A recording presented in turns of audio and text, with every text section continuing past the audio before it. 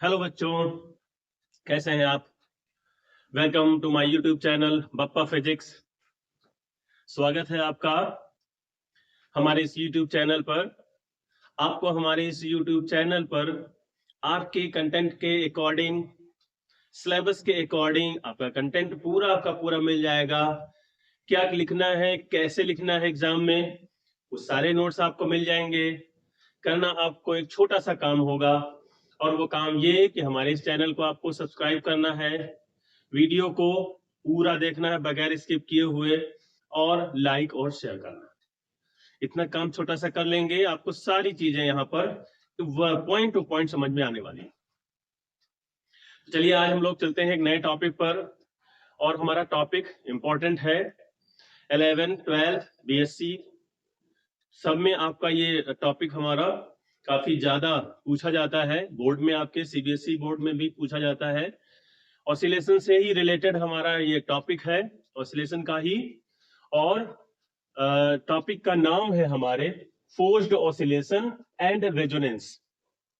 Forced oscillation, ये हम लोग ऑसिलेशन इसलिए कह रहे हैं, सिंपल हार्मोनिक मोशन के ही आगे का पार्ट है, उसी चैप्टर का है। सबसे पहले हम लोगों ने सिंपल हार्मोनिक मोशन पढ़ा, फिर हम लोगों ने डैम्प्ड हार्मोनिक ऑसिलेशन पढ़ा, और उसके आगे का पार्ट है हमारा ये फोर्स्ड ऑसिलेशन। काफी ज्यादा महत्वपूर्ण। सबसे पहले इसको समझने से पहले आपको दो चीजें समझनी होंगी। इसके पहले वाले वीडियो मैं डिस्क्रिप्शन बॉक्स में दे दूंगा, वहां से आप उनको देख लीजिएगा, तो आपको ये समझ में आ जाएगा कि सिंपल हार्मोनिक मोशन क्या होता है और डैम्प्ड हार्मोनिक ऑसिलेशंस क्या होते हैं। फिर हम लोग उसके आगे जब आप इसको देखोगे तो पूरा एक तरफ से समझ में आ जाएगा आपको। सबसे पहले तो मैं आपको ये बता दूं कि इसमें दो चीजें यूज है जो जिनका कॉन्सेप्ट आपका क्लियर होना चाहिए। सबसे पहला कॉन्सेप्ट आपका होना चाहिए फ्री ऑसिलेशन क्या होता है। फ्री ऑसिलेशन क्या होते हैं और नेचुरल फ्रीक्वेंसी क्या होती है, क्योंकि हमको यहां पर इस वर्ड का यूज बहुत ज्यादा करना है, नेचुरल फ्रीक्वेंसी। तो देखिए, पहली बात तो ये है कि सबसे जितनी भी बॉडीज हमारी इस ब्रह्मांड यानी इस यूनिवर्स में पाई जाती हैं, सबकी अपनी अपनी नेचुरल फ्रीक्वेंसी होती है। आपकी भी अपनी नेचुरल फ्रीक्वेंसी है, हमारी भी अपनी नेचुरल फ्रीक्वेंसी है, इस रूम की भी अपनी नेचुरल फ्रीक्वेंसी है, यहाँ जितनी भी चीजें रखी हुई हैं उन सब की अपनी नेचुरल फ्रीक्वेंसी है। अब क्या है, सबसे पहली बात, फ्री ऑसिलेशन आप क्या कहते हो? आप ये कहते हो कि आपने एक पेंडुलम को मूव करा दिया, एक बार इधर ले जाकर के और उसको छोड़ दिया, अब वो इस तरीके से मूव कर रहा है, आपने कहा ये फ्री ऑसिलेशन। इसके पहले हम लोग इसका कॉन्सेप्ट डैम्पिंग में कर चुके हैं, ये फ्री ऑसिलेशन है। अब ये जो ऑसिलेट हो रहा है, ये पार्टिकल हमारा या बॉब हमारा जो पेंडुलम ऑसिलेट हो रहा है, ये अपनी स्वाभाविक यानी नेचुरल फ्रीक्वेंसी के थ्रू ही हो रहा है। यानी उसके अंदर एक ऐसी फ्रीक्वेंसी है जो उसको ऑसिलेशन के लिए प्रेरित कर रही है, वो ऑसिलेट हो रहा है उसी से। आप क्या करिए कि एक स्प्रिंग को खींच करके छोड़ दीजिए, और जैसे ही खींच करके आप छोड़ दोगे, up and down up and down up and down up and down वो होती रहेगी, उसकी नेचुरल फ्रीक्वेंसी रेस्टोरिंग फोर्स की वजह से। तो वो होती है उसकी नेचुरल, यानी आपने उसको ऑसिलेट करा दिया, अब उसके बाद जो ऑसिलेशंस हो रहे हैं उसमें वो नेचुरल फ्रीक्वेंसी के द्वारा होते हैं। नंबर ऑफ ऑसिलेशंस आपके जो है वो फ्रीक्वेंसी होती है। तो वही चीज है कि आपको नेचुरल फ्रीक्वेंसी का कॉन्सेप्ट पहले यही समझ लेना चाहिए कि हमारे पास जितने हमने सिंपल हार्मोनिक मोशन कराने के लिए उस पर जो फोर्स लगाया, उसको खींच दिया, उसके बाद उसको छोड़ दिया, वो अपनी अगर हम सिंपल हार्मोनिक मोशन का कॉन्सेप्ट लेंगे तो फ्री ऑसिलेशन वो करता है। लेकिन ऐसा नहीं होता है, उस पर लग जाती है डैम्पिंग, उस पर एयर रेजिस्टेंस के थ्रू या कोई भी उसका इटसेल्फ जो मेकिंग है उसके थ्रू उसमें डैम्पिंग आ जाती है। डैम्पिंग की वजह से ऑसिलेशन उसके कम होते चले जाते हैं, कम होते चले जाते हैं। तो आप क्या करिए, आप उसको एक पीरियोडिक फोर्स दे दीजिए, पीरियोडिक फोर्स दे दीजिए। अब जब आप पीरियोडिक फोर्स दोगे, उसको एक फोर्स दोगे, पीरियोडिक का मतलब उसको कंटिन्यूएशन ऑसिलेशन, एक पर्टिकुलर पॉइंट के इधर उधर मोशन, पीरियोडिक मोशन हमने आपको पहले ही बताया हुआ। तो वो ऑसिलेट अब आपके द्वारा दिए गए पीरियोडिक फोर्स की फ्रीक्वेंसी से वो ऑसिलेट करने लगेगा। जैसे बहुत ही सिंपल से इसके एग्जांपल, झूला सब लोग झूलते होंगे, कभी न कभी बचपन में भी झूला झूला होगा। झूले में जो कॉन्सेप्ट यूज होता है, अगर आप एक बार पीछे से पुश कर दीजिए और फिर हट जाइए वहां से, जब हट जाएंगे आप तो झूला धीरे धीरे धीरे धीरे करके रुक जाएगा। लेकिन आप उसी जगह खड़े रहिए, बार बार उसको पुश कर, जैसे वो रुकने की कंडीशन में आए फिर पुश कर दीजिए, फिर वो ऑसिलेट करने लगेगा। तो अब आपके द्वारा बार बार उसको पीरियोडिक फोर्स दिया जा रहा है, वो जो ऑसिलेशन होंगे वो होंगे फोर्स्ड ऑसिलेशन। तो अब देखो यहाँ पर फोर्स्ड ऑसिलेशन के लिए, फोर्स्ड ऑसिलेशन का ही आगे का पार्ट है रेजोनेंस, अनुनाद जिसे हिंदी में कहते हैं। तो फोर्स्ड ऑसिलेशन समझना आपको बहुत जरूरी है, तभी आप रेजोनेंस समझ पाएंगे क्या होता है। तो फोर्स्ड ऑसिलेशन के लिए अब देखिए, पहली बात तो ये है कि वो उसकी नेचुरल फ्रीक्वेंसी से वो मूव कर रहा था, यानी ऑसिलेट कर रहा था। तो सिंपल हार्मोनिक मोशन वाला कॉन्सेप्ट फोर्स तो लगेगा ही, यानी रेस्टोरिंग फोर्स तो लगेगा ही, क्योंकि उसकी नेचुरल फ्रीक्वेंसी है, उसमें वो उससे मूव कर रहा है, रेस्टोरिंग फोर्स की वजह से ही नेचुरल फ्रीक्वेंसी, तो उसकी वजह से तो रेस्टोरिंग फोर्स उस पर काम करेगा ही करेगा। दूसरा, डैम्पिंग लग जाती है उसके ऊपर ड्यू टू रेजिस्टेंस, यानी वो रुकने लगता है, तो रुकने लगता है तो उस पर डैम्पिंग फोर्स भी काम करेगा। अब आपने क्या किया, एक पीरियोडिक फोर्स दे दिया, अब पीरियोडिक फोर्स दे दिया, अब वो ऑसिलेट करने लगा, तो जब अब वो ऑसिलेट करने लगा तो वो हो गया फोर्स्ड ऑसिलेशन। यानी एक पीरियोडिक फोर्स, तीन फोर्स काम करेंगे, एक रेस्टोरिंग फोर्स, दूसरा डैम्पिंग फोर्स, तीसरा पीरियोडिक फोर्स, तीनों को आपको लगाना है। फिर इसका इक्वेशन, तो सबसे पहले डेफिनेशन आप देख लीजिए। डेफिनेशन हमने बताई, बहुत सिंपल सी डेफिनेशन आपको लिखनी होती है, देख लीजिए। When a body is set into oscillation, जब एक बॉडी सेट होती है यानी उसको ऑसिलेट करा दिया गया होता है, it oscillates with its natural frequency, वो अपनी नेचुरल फ्रीक्वेंसी से ऑसिलेट होती रहती है। After some time its oscillation dies away माने खत्म हो जाना, कम हो जाना, मर जाना।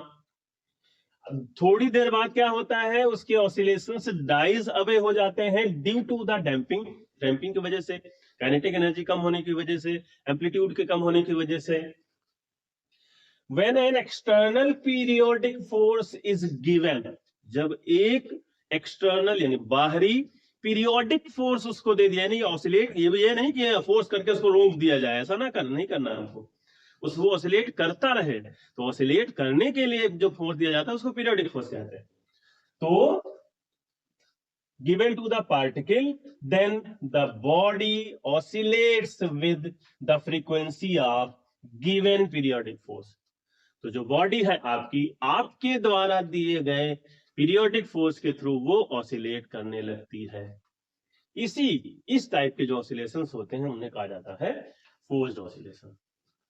अब आपको इसका सबसे पहले तो इक्वेशन निकालने के लिए सबसे पहले डिफरेंशियल इक्वेशन निकालनी होगी, और उसके बाद फिर हम उसका सॉल्यूशन निकालेंगे, वही इसका इक्वेशन हो जाएगी। तो इक्वेशन निकालने के लिए हम क्या करेंगे कि हमारे पास एक बॉडी या एक पार्टिकल हम कंसीडर कर लेते हैं जो अंडर पीरियोडिक फोर्स के द्वारा दी गई फ्रीक्वेंसी से ऑसिलेट कर रहा हो। तो if a particle having mass m, जिसका मास m यानी द्रव्यमान m है, oscillates under a periodic force, periodic force के थ्रू वो ऑसिलेट कर रहा है, तो three forces acting on it, तीन तरीके के फोर्स उस पर काम करेंगे। There are three forces acting on it. कौन कौन से हमने बताया था आपको, पहला रेस्टोरिंग फोर्स, दूसरा डैम्पिंग फोर्स, तीसरा पीरियोडिक फोर्स। पहले दोनों हमको पता है, हम लोग कर चुके हैं पहले ही। Restoring force F1 equals to minus kx, k is the restoring force constant. Simple harmonic motion में हम लोगों ने किया, नेगेटिव साइन डायरेक्शन को शो करता है उसकी, कि वो हमेशा मीन पोजीशन की ओर ही उसकी डायरेक्शन होती है। Damping force F2 minus gamma, gamma यहाँ पर रेस्टोरिंग फोर्स कांस्टेंट है, किसी बुक में आपको कहीं कहीं गामा मिलेगा, कांस्टेंट है, बी भी लिख सकते हैं, ए भी लिख सकते हैं, कुछ भी आपके ऊपर, आर्बिट्ररी कांस्टेंट होता है ये। dx अपॉन dt v होता है, गामा v लिखते हैं क्योंकि ये एक प्रकार का फ्रिक्शनल फोर्स होता है, डैम्पिंग फोर्स। और तीसरा जो है हमारा हमको यहाँ पर लेना पड़ेगा, हम पीरियोडिक फोर्स लगा रहे हैं, तो इसलिए हमने लिया है F not sine omega PT, sine omega T plus delta plus five, उस तरीके से आप लेते हो। तो पीरियोडिक वाला जो कर्व बनता है साइन कर्व वो कहलाता है वो, इसलिए हम यहाँ पर F3 equals to f not sine omega p t, जहां पर आपकी ओमेगा क्या है, ये है आपका पीरियोडिक फ्रीक्वेंसी। अब इन तीनों को ऐड कर दीजिए, क्योंकि अब आपके पास नेट फोर्स काम करेगा पार्टिकल पर। नेट फोर्स हमने कर दिया F equals to F1 plus F2 plus F3, तीनों को ऐड कर दिया, minus k x minus gamma d x upon d t plus F not sine omega p t, equation दे दी इसको हमने 4। अब हमने उस दिन भी इसके पहले वाले वीडियो में भी आपको बताया है, इस ब्रह्मांड इस यूनिवर्स में अगर आपके पास कोई पार्टिकल कोई बॉडी है, कोई पार्टिकल है जिसका द्रव्यमान यानी मास है, वो मूव कर रही है, उसमें एक्सेलरेशन है, तो आप उसमें न्यूटन का सेकेंड लॉ लगा सकते हो। न्यूटन का second law F equals to m into a यानी एक्सेलरेशन d2x अपॉन dt2, दोनों को हमने इक्वेट कर दिया तो आपके पास आ गया m d2x upon dt2 equals to minus k x minus gamma dx upon dt plus f not sine omega pt। अब हमने m को यहां से रिप्लेस कर दिया, यहां से भगा दिया, या कह लीजिए कि m से हमने पूरे क्वेश्चन को डिवाइड कर दिया। और अब देखिए ये k अपॉन m को omega square, gamma upon m को 2 कैपिटल K, ये पहले वाले सिंपल हार्मोनिक मोशन में इसको डैम्पिंग में इसको हम कंसीडर कर चुके हैं, वही इसलिए ले रहे हैं कि सीक्वेंस में रहेगा ज्यादा अच्छा रहेगा। और इसको हमने एक नया कांस्टेंट दे दिया small f not sine omega consider कर लिया। तो अब हमारे पास डिफरेंशियल इक्वेशन आ गई इसकी d2x upon dt2 plus 2dx upon dt 2k dx upon dt plus omega square x equals to f not sine omega pt। ये differential equation, अब हमको इसका सॉल्यूशन निकालना है। हाँ, तो हम लोगों ने डिफरेंशियल इक्वेशन निकाल ली, अब हमको उसका सॉल्यूशन निकालना है। जो सॉल्यूशन हम निकालेंगे वही इक्वेशन ऑफ फोर्स्ड ऑसिलेशन होगी। ये हम लोगों ने डिफरेंशियल इक्वेशन निकाली थी d2x upon dt2 plus 2k dx upon dt plus omega square x equals to f not sine pt। अब हमको इसका एक जनरल सॉल्यूशन मानना है। अगर इक्वल्स टू 0 होता तब तो a e to the power alpha t करके हम लोगों ने जो पहले निकाला था वही मान लेते, लेकिन इक्वल्स टू 0 है नहीं। तो अब हमको जो जनरल सॉल्यूशन हमने माना है वो x equals to a sine omega pt minus delta. ये हमने अपनी तरफ से एक पीरियोडिक मोशन टाइप की ही हमने इक्वेशन यहां पर मान ली। डिस्प्लेसमेंट पीरियोडिक होता है इसलिए हमने उसी टाइप का कुछ मान लिया। अब देखिए यहाँ पर a आपका और डेल्टा आर्बिट्रेरी है, आप a की जगह पर b c d f g h कुछ भी ले सकते हो, डेल्टा की जगह पर फाई भी, थीटा भी, नीटा जीटा कुछ भी ले सकते हो आप। अब क्या करेंगे, इसको हमारे पास इसमें d2x अपॉन dt2 है, dx अपॉन dt है और x है। ये हमारे पास x हमने कंसीडर कर लिया, मान लिया। अब हमको dx अपॉन dt चाहिए, d2x अपॉन dt2 चाहिए। हमने इसको डिफरेंशिएट किया, एक बार डिफरेंशिएट किया इसको पहले dx अपॉन dt t के रेस्पेक्ट में, तो a कांस्टेंट है, साइन का होता है cos omega T minus delta omega p t minus delta, और इसका दोबारा करोगे टी के रेस्पेक्ट में कर रहे हो तो डेल्टा तो 0 हो जाएगा और ओमेगा पीटी का ओमेगा पी हो जाएगा। ये हमारे पास पहली इक्वेशन आ गई, dx अपॉन dt की वैल्यू आ गई। अगेन करेंगे आप dt अपॉन dt2 को, तो cos का माइनस साइन होता है, तो माइनस हमने यहां लगा दिया a omega p sine omega pt minus delta और इंटू फिर से ओमेगा p आ जाएगा, यानी आपके पास वैल्यू आ गई माइनस का a omega square p sine omega p t minus delta. अब हम क्या करेंगे, x dx upon dt d2x upon dt2 तीनों वैल्यू उठा करके क्वेश्चन नंबर 6 में पुट कर देंगे। तो putting the values of x dx upon dt and d2x upon dt2 in equation 6 we get, हमने वैल्यू रख दी इसकी जगह पर, ये वैल्यू देख लीजिए minus a omega square p sine omega p t minus delta और plus 2k dx upon dt की वैल्यू हमने रख दी a omega p cos p omega pt minus delta और प्लस ओमेगा स्क्वायर x की वैल्यू रख दी a sine omega pt minus delta equals to f not sine omega pt। अब हमने क्या किया, अब हमने इसमें से sine pt minus delta common ले लिया क्योंकि 2 साइन pt माइनस डेल्टा के टर्म है इसमें, तो sine pt minus delta common ले लिया, यहां से बच गया माइनस का ए ओमेगा पी स्क्वायर और प्लस का यहां से बच गया ए ओमेगा स्क्वायर और plus cos PT minus delta, cos omega p t minus delta हमने ले लिया, तो इसके पास जो था हमने उसको इधर लिख दिया 2k इंटू ए इंटू ओमेगा पी। अब देखिए ये इक्वेशन आपकी सॉल्व हो सकती है, ये अगर cos pt minus delta sin pt minus delta right hand side में भी हो जाए तो उनके कोफिशिएंट को कैलकुलेट कर सकते हैं। तो वही चीज हमने किया, cos pt minus delta sin pt minus delta लाने के लिए sin a प्लस b का फॉर्मूला हमने तो एक माइनस डेल्टा कर दिया, एक प्लस डेल्टा कर दिया, आप इसको कट कर दीजिए वही आ जाएगा। अब हमारे पास sine omega p t minus delta को एक में ले लेंगे और डेल्टा को अलग ले लेंगे, हो गया। तो साइन ए कॉस बी यानी sine omega p t minus delta cos delta और plus cos omega p t minus delta sine delta, ये हमने ले लिया। और इधर हमने इसको थोड़ा सा मॉडिफाई कर लिया, एक कॉमन ले लिया, इसमें अंदर हो गया ओमेगा स्क्वायर माइनस, ये माइनस था ये प्लस था और एज इट इज रखा। अब क्या करेंगे आप, coefficients of sine omega p t minus delta और cos omega p t minus delta को इक्वेट कर लेंगे दोनों तरफ।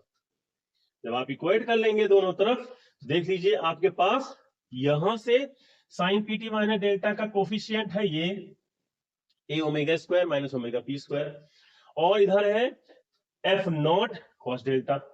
इसी तरीके से 2k ए ओमेगा पी का है एफ नॉट साइन डेल्टा यहां पर। अब आप क्या करिए, दोनों को स्क्वायर करके ऐड कर दीजिए। तो जब स्क्वायर करके ऐड करोगे तो f nought square cos square delta plus F nought square sine square delta, f nought square common ले लेंगे, cos square delta plus sine square delta equal to 1 होता है। इधर आप स्क्वायर करके एज इट इज लिख देंगे। इसमें से हमने ए स्क्वायर कॉमन ले लिया, ये वैल्यू हमारे पास आ गई। अब ए की वैल्यू आ गई plus minus F not upon under root of omega square minus omega p का whole square plus 4k square omega P square under root. अब ये वैल्यू हम उठा करके पुट कर देंगे अपनी इक्वेशन नंबर 7। देख लीजिए,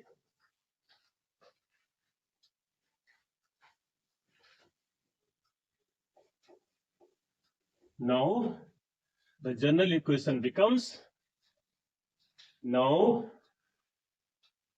the general equation becomes, ये हो जाएगी x इक्वल्स टू a की वैल्यू रख दीजिए plus minus F not upon under root of omega square minus omega p का होल स्क्वायर और plus 4k square omega P square और into sine omega p t minus delta. ये हमारी equation. लेकिन अभी हमारे पास क्या है, अभी हमारे पास डेल्टा की वैल्यू नहीं है इसमें, क्योंकि ए और डेल्टा आर्बिट्ररी दोनों लिए थे हम लोगों ने। अब डेल्टा की वैल्यू आपको निकालनी है, तो आपको डेल्टा की वैल्यू निकालनी है। डेल्टा की वैल्यू निकालने के लिए हम क्या करेंगे, इक्वेशन 8 को इक्वेशन 9 से डिवाइड कर देंगे। तो from equation 9 upon 8 F not sine delta यहां से ले लिया upon F not cos delta यहां से ले लिया हमने, इधर को हमने भी डिवाइड कर दिया 2k A omega P upon A omega square minus omega P square. देखिए ए आपका कैंसिल हो गया, एफ नॉट कैंसिल हो गया, ये आ गया tan delta equals to 2k omega P upon omega square minus omega P square, delta equals to tan inverse 2k omega P upon omega square minus omega P square.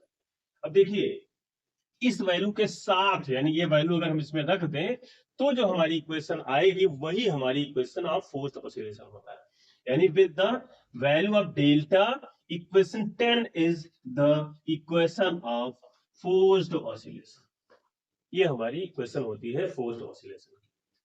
अब यहां पर थोड़ा सा इसके आगे हम लोग जब बढ़ेंगे तो रेजोनेंस का कॉन्सेप्ट भी आपका उसी में आ जाएगा। हाँ तो बेटा हम लोगों ने इक्वेशन ऑफ फोर्स्ड ऑसिलेशन निकाल लिया, उसमें एम्पलीट्यूड ए की वैल्यू निकाल ली, डेल्टा की वैल्यू निकाल ली। अब हमको क्या करना है, अब कंडीशन ऑफ रेजोनेंस, ये वर्ड रेजोनेंस को पहले आपको समझना होगा, उसके बाद फिर हम चलते हैं अपने रेजोनेंस की कंडीशन पर और रेजोनेंस की डेफिनेशन पर होती क्या है। देखिए रेजोनेंस का मतलब है अनुनाद, वैसे तो हिंदी में इसको अनुनाद कहते हैं, लेकिन डेली लाइफ में भी हम इसका एक्सपीरियंस भी कर सकते हैं और इसको हम लोगों ने ऑब्जर्व भी किया है, कहीं ना कहीं इस चीज को देखा है। देखिए सबसे पहली बात तो ये है कि अगर फोर्स्ड ऑसिलेशन की हम बात करें तो फोर्स्ड ऑसिलेशन हमारे तब होते हैं जब हम कोई एक्सटर्नल पीरियोडिक फोर्स किसी सिस्टम या किसी पार्टिकल पर देते हैं, लगाते हैं, और उसकी फ्रीक्वेंसी से जब हमारे दिए गए फोर्स यानी एक्सटर्नल पीरियोडिक फोर्स की फ्रीक्वेंसी से जब सिस्टम हमारा ऑसिलेट करता है तो उस तरीके के जो ऑसिलेशन होते हैं वो फोर्स्ड ऑसिलेशन। डिफरेंशियल इक्वेशन हमने निकाल ली, उसका सॉल्यूशन निकाल लिया। अब हम एक छोटा सा एग्जांपल आपको, बहुत ही अनुनाद यानी रेजोनेंस की ही हम बात करेंगे, बहुत ही छोटा सा एग्जांपल कि आप लोगों ने इस चीज का जहां अगर पढ़ा है प्रीवियस कहीं पर या कहीं पर देखा है जरूर कि सबसे सबसे बेसिक एग्जांपल यही दिया जाता है रेजोनेंस में कि सेना का पुल पार ना करना या कदम ताल मिलाते हुए परेड करते हुए सेना का पुल पार करना। क्यों नहीं पार करना? इस चीज का एक्सपीरियंस आप भी कर सकते हो। किसी ओवरब्रिज पर आप खड़े हो जाइए, जब कोई वाहन वहां से गुजरता है तो आपको लगेगा कि ब्रिज हमारा जो है वो वाइब्रेट कर रहा है, ज्यादा हिल रहा है, वाइब्रेशन ज्यादा आपको फीलिंग होगी इस चीज की, इस चीज को आप फील कर सकते हो। तो क्यों मना किया जाता था उनको कि भाई आप कदम ताल मिलाते हुए? हमने आपको बताया कि जितने भी बॉडीज होती हैं सबकी अपनी नेचुरल फ्रीक्वेंसी होती है, उससे ऑसिलेट होते रहते हैं। इन केस अगर पीरियोडिक फ्रीक्वेंसी जो दी गई है एक्सटर्नल फोर्स की और जो उस ब्रिज की नेचुरल फ्रीक्वेंसी है, अगर वो कहीं मिल गए, इक्वल हो गई, सेम हो गई, तो एम्पलीट्यूड इतना ज्यादा हो जाएगा कि आपका जो ब्रिज है वो काफी ज्यादा वाइब्रेट करेगा और टूटने का खतरा हो सकता है, टूट सकता है। इसीलिए सेना को वहां पर पुल पार करने से रोका जाता है, मीन्स कदम ताल मिलाते हुए ना चले, परेड करते हुए ना चले, ऐसे ही डिस्पर्स उसमें चले, चाहे इतने लोग चले जाए कोई दिक्कत नहीं। तो एक ये कंडीशन है कि यदि if the natural frequency is same या is equal to the applied periodic frequency, force की फ्रीक्वेंसी अगर इक्वल हो जाए तो एम्पलीट्यूड बहुत ज्यादा बढ़ जाते हैं सिस्टम के या पार्टिकल के या बॉडी के, वो कंडीशन होती है आपके रेजोनेंस। तो इस चीज को और भी थोड़ा सा हम एक्सपीरियंस कर सकते हैं। म्यूजिक सिस्टम आपके यहाँ बज रहा हो, उसके ऊपर एक छोटी सी प्लेट रख दीजिए, बहुत स्लो मोशन में आप उसको बजाइए। पहले वॉल्यूम उसका बहुत छोटा रखिए, कम रखिए। म्यूजिक सिस्टम है, उसके ऊपर एक प्लेट रख दीजिए और हालांकि उसके वाइब्रेशन आपको तब भी आप उसको देख सकते हो, वाइब्रेट कर रहे हो हल्की हल्की। एकदम से वॉल्यूम बढ़ा दीजिए, जब एकदम से वॉल्यूम बढ़ा दोगे तो जो प्लेट है हमारी वो खनखना करके गिर जाएगी। उसको वो भी वाइब्रेट कर रही है, उसकी नेचुरल फ्रीक्वेंसी अपनी थी। आपने क्या किया, जो प्लेट है, जो साउंड है उसके फ्रीक्वेंसी को बढ़ा दिया। अब उसकी फ्रीक्वेंसी और उसकी फ्रीक्वेंसी जैसे ही मैच करेगी एम्पलीट्यूड बहुत ज्यादा बढ़ जाएगा। इस चीज का भी आप एक्सपीरियंस कर सकते हो। दूसरा, जो रेजोनेंस में एक आपके फिगर है आपके बुक में, उसको भी देख लीजिए। इस तरीके से हम एक धागा ले लें या डोरी ले लें, उसमें बहुत सारी बॉल, इस तरीके से हम उसको लटका दें। उसका नामकरण कर दिया 1 2 3 4 5। अब आप क्या करिए, इसमें ऑसिलेशन दीजिए, यानी इसको वाइब्रेट कराइए, इसको आप वाइब्रेट करा दीजिए। जब इसको आप वाइब्रेट कराओगे यानी आपने पीरियोडिक फोर्स लगाया, इसमें ऑसिलेशन हमारे क्या होंगे, ट्रांसफर हो जाएंगे। ये सब आपके वाइब्रेट करने लगेंगे, ये भी हिलने लगेगा, ये भी हिलने लगेगा, ये भी हिलने लगेगा, ये भी हिलने लगेगा। इसमें क्या नई चीज है, तो हिलेंगे ही, जाहिर सी बात है कि आपने इसको हिलाया, एक ही धागे से आपके सब लटके हुए हैं, तब हिलने लगेंगे, वाइब्रेट करने लगेंगे। खास बात यह है कुछ सेकंड बाद 2, 3 और 5 रुक जाएंगे, लेकिन ये आपका जो है ये बहुत तेजी से इधर उधर मूव करने लगेगा। रीजन, इसकी लेंथ 1 और 4 की लेंथ एक ही है, सेम, चूंकि सेम मटेरियल के सब बने हुए थे, सेम फ्रीक्वेंसी, इसकी फ्रीक्वेंसी और इसकी फ्रीक्वेंसी एक ही है, और जैसे ही आपने पीरियोडिक फ्रीक्वेंसी दिया वैसे ही वो और इसकी नेचुरल फ्रीक्वेंसी हो गई इक्वल, और जैसे इक्वल हुई इसका एम्पलीट्यूड बहुत ज्यादा, क्योंकि एम्पलीट्यूड की जो डेफिनेशन है वही यही होती है, maximum displacement from its mean position. तो इसके एम्पलीट्यूड बहुत ज्यादा हो जाएंगे और ये तेजी से चलने लगेगा, और ये रुक गए लेकिन ये तेजी से चलने लगेगा।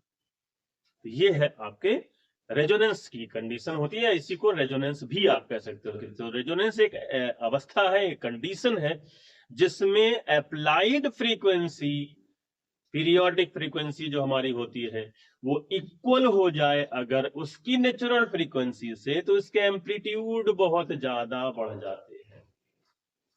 देख लीजिए इसको, हम लोगों ने A equals to f not upon under root of omega square minus omega P square whole square plus 4k square omega P square ये निकाला था।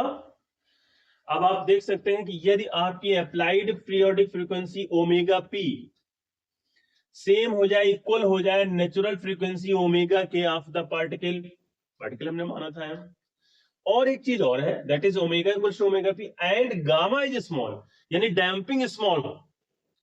ये नहीं कि हमने इसको जो लटकाया हुआ था या जो हम दिखाना चाह रहे हैं वो बहुत ही किसी डेंस मीडियम में करना चाहे, तो फिर वो ऑसिलेशन पर वहां फर्क पड़ जाएगा, तो रेजोनेंस की कंडीशन को हम फॉलो जल्दी नहीं करा पाएंगे। तो गामा इज स्मॉल, तो अगर इस केस में हम ले लें यहां पर, तो ये तो जीरो हो जाएगा। इस कंडीशन में omega square minus omega P के स्क्वायर होल स्क्वायर जीरो हो गया, आपके पास बचा 4k square omega P square, इसको इसमें बाहर आ गया तो 2k ओमेगा पी आ गया, k की जगह पर आप गामा अपॉन एम रख सकते हैं, वैल्यू हमने पहले पुट की थी। एफ नॉट की जगह पर f not upon m, capital f not upon m रख सकते हैं, यानी आपके पास आ गई वैल्यू यहाँ पर f not upon gamma omega P. अब देखिए गामा अगर स्मॉल है, जितना ही ये स्मॉल डिनोमिनेटर होता जाएगा न्यूमरेटर उतना ही ज्यादा बढ़ जाएगा, यानी ये कंडीशन हमारी जो होती है ये रेजोनेंस की कंडीशन होती है। तो रेजोनेंस की डेफिनेशन ये फिगर बना सकते हैं आप वहां पर इसको समझाने के लिए। When the frequency of an external periodic force is equal to the natural frequency of the system, then the amplitude of the oscillation increases sharply. This is called resonance. तो ये आपका रेजोनेंस और रेजोनेंस की condition.